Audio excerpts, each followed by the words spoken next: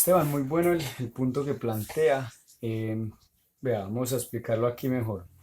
Eh, Vamos a hablar sobre cuentas, ¿no? Balance, diferencia ingresos, gastos, hablar sobre salarios, beneficios, pérdidas, salarios fijos, variables, incentivos, riesgo, trabajo, sobre la abuela y sobre la periodicidad de diario, mensual, anual. Entonces, lo primero, empezar por lo más básico, ¿no? Tenemos ingresos y tenemos gastos, ¿no? Entonces, evidentemente, la diferencia entre ingresos y gastos, pues esa comparación entre lo que entra y lo que sale es lo que se conoce como, bueno, la gente le dice hacer cuentas, ¿no? A secas. Y en contabilidad eso es lo que se conoce como esto, esa diferencia, hacer esa comparación es lo que se conoce como un balance. Esa es la forma corta de decirlo y en concreto técnicamente se dice un balance de situación. Situación.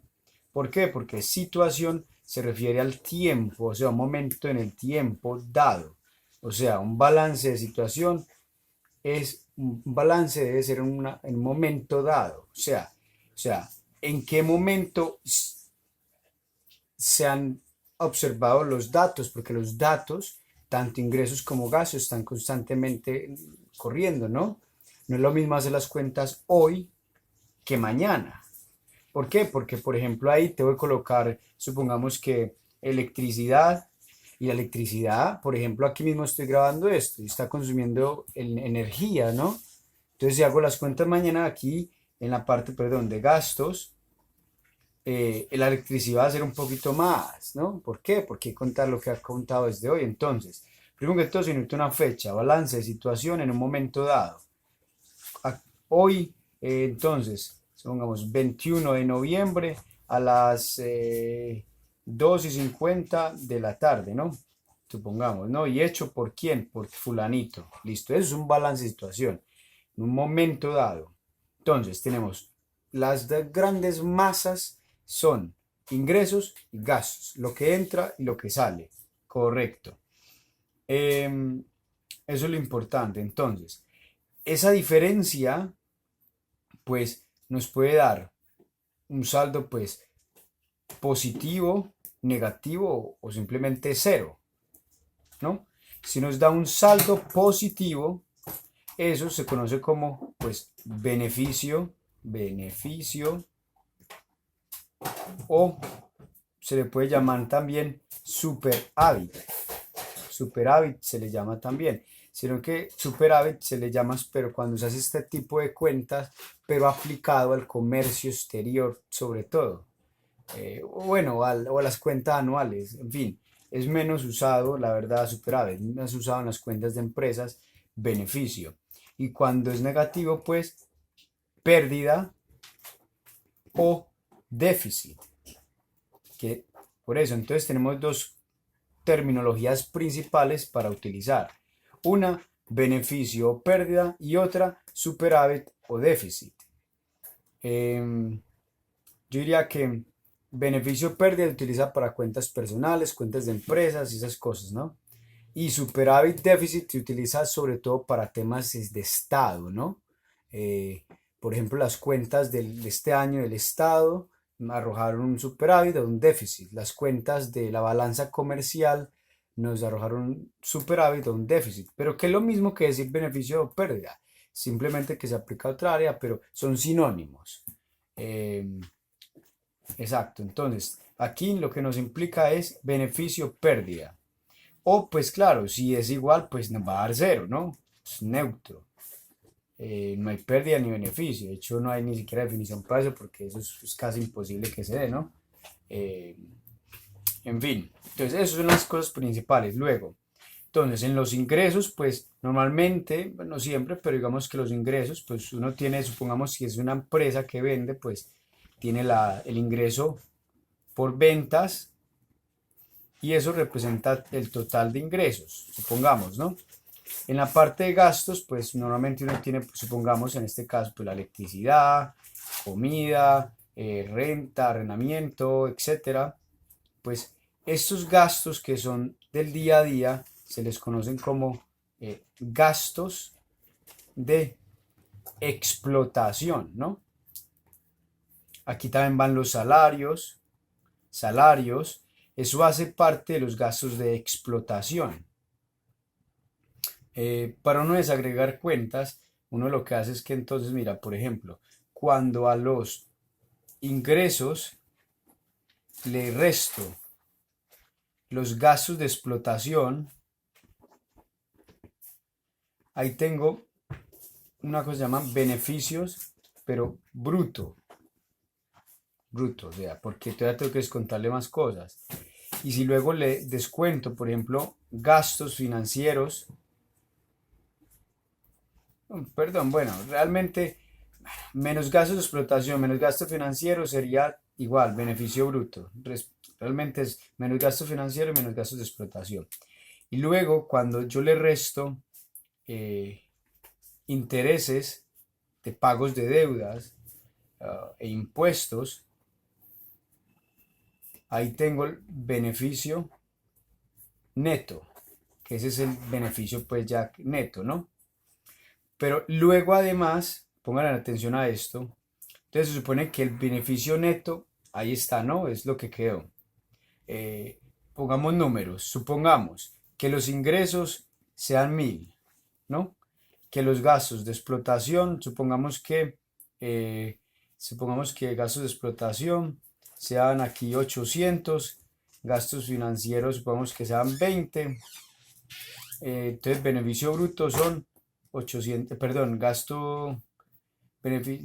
los gastos totales, gastos de explotación totales son 820. Entonces el beneficio bruto sería pues 1000 menos 820, 180, ¿no? Tenemos 180. Si a 180 le restamos intereses e impuestos, supongamos que intereses de pago de deudas, no tenemos deudas, entonces cero. Impuestos, pagamos impuestos ahora no pagamos impuestos, entonces nuestro caso es cero.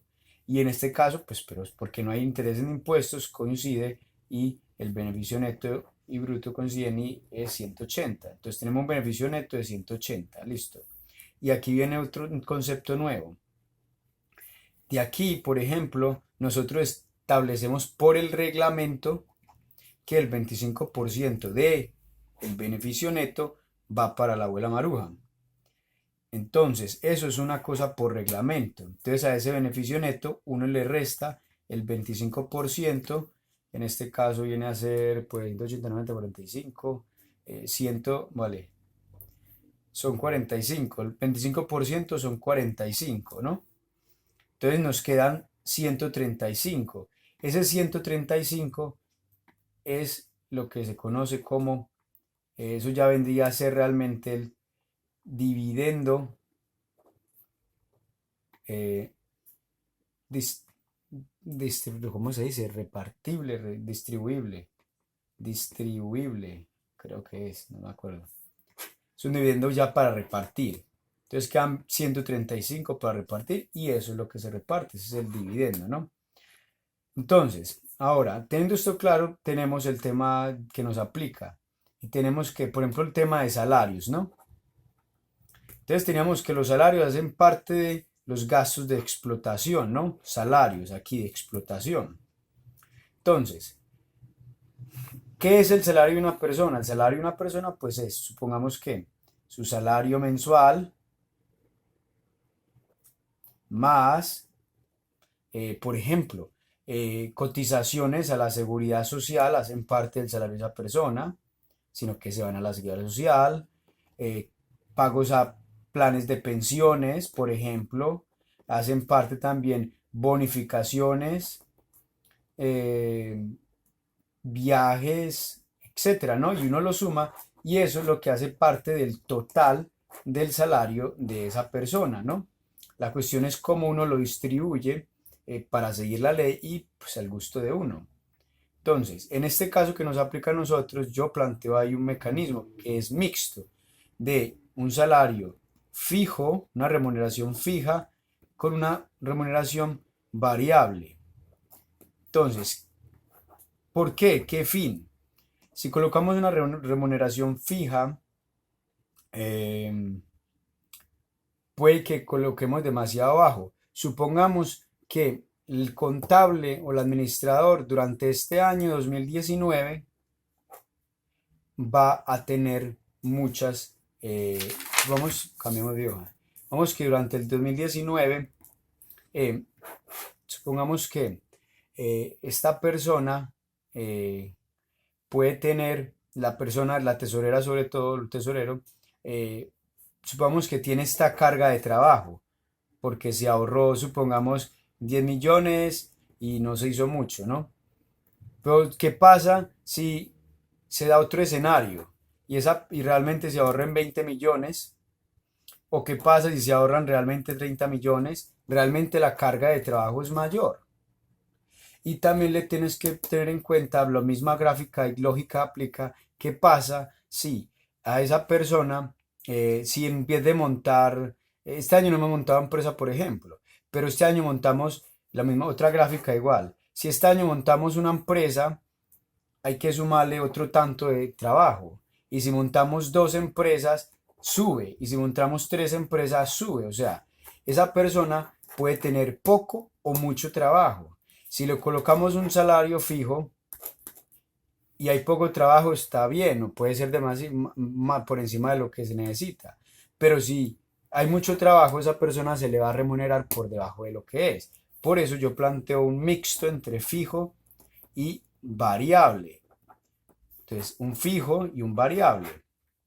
Entonces, en este caso, supongamos que se remunere 30.000 pesos al mes. Vale. Eh, si es fijo, da igual que se haga de manera mensual que si se hace al final del año y se saca directamente los beneficios totales. Da igual al final. O menos, no da igual, pero si para nosotros nos conviene mejor al final todo, por supuesto, pero un salario es un salario. La gente necesita vivir eso hoy. Y la parte variable va a eso, pareja, depende cómo esto funcione, ¿no?